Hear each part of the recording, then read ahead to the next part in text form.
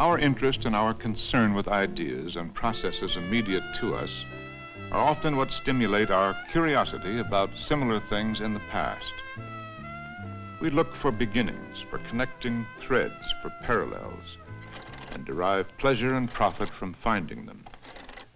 This collection of antique calculators shows such beginnings, and it suggests much about mathematicians and the place of mathematics in society.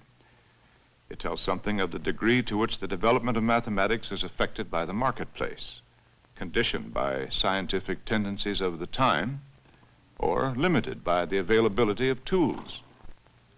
The collection illustrates something of the elusive relationship between priorities of need, the state of the engineers and toolmakers' arts, and the next step taken. Recently, IBM has put together a collection of artifacts, ideas, events, and memorabilia belonging to the 6 decades that led up to 1950 and the electronic computer.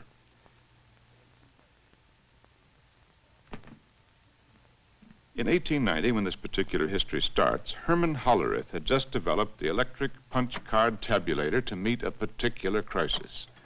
The national census was being threatened by the rising complications of interpreting the census data. At the same time, a comparable backlog of unprocessed quantitative information was building up in other fields, social studies, scientific research, and in the world of business.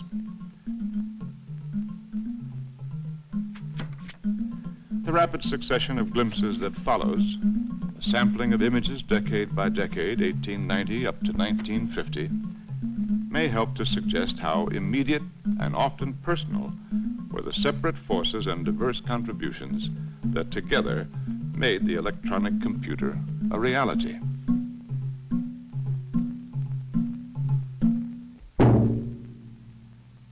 When the decade of the 90s opened, the press of numbers and complexities was already straining the calculation capabilities of the time. New concepts began to appear. Others were being sought. The success of Hollerith's electric tabulator in the 1890 census suggested other uses and other devices.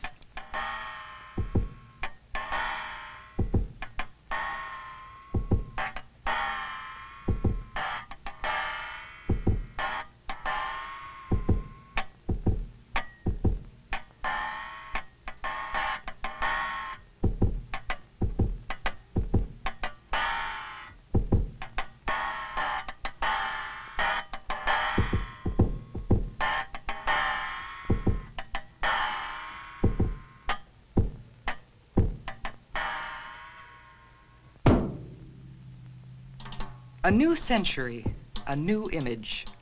Abroad, the beginnings of what would later become standard intelligence testing.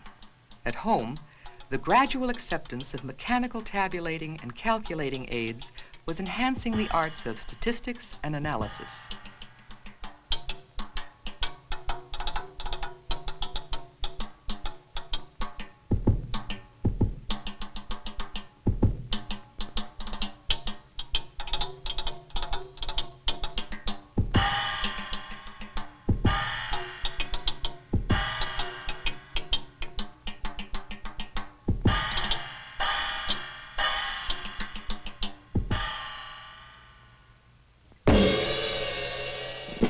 As Europe's peace began to crumble, America embarked on a new course of discipline. All national resources were being measured, classified, and processed, and a more rigorous mathematics applied to the techniques and mobilization of a war.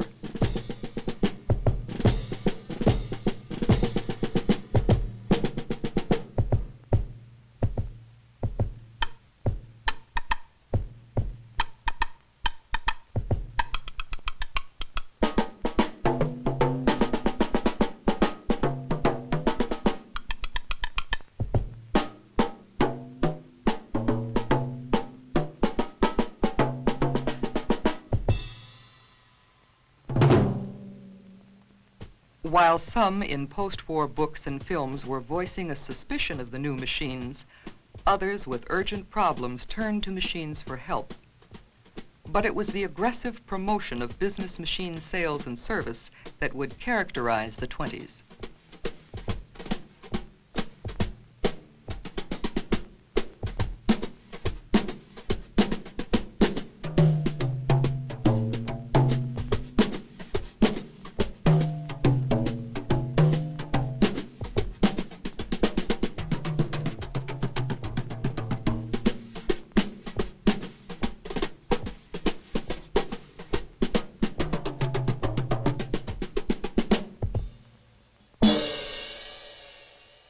The Great Depression brought some thoughts on machine utopias.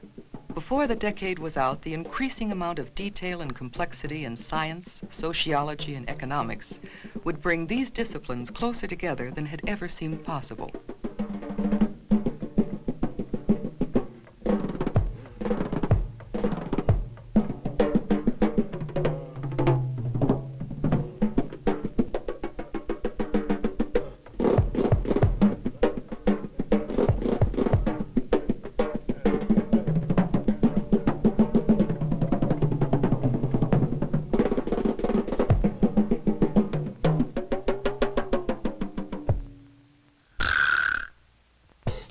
It took the pressures and the awful immediacy of the Second World War to consolidate three mainstreams of machine development: the calculating machines, the statistical machines, and the logical automata. Brought together in one system, they formed the computer idea.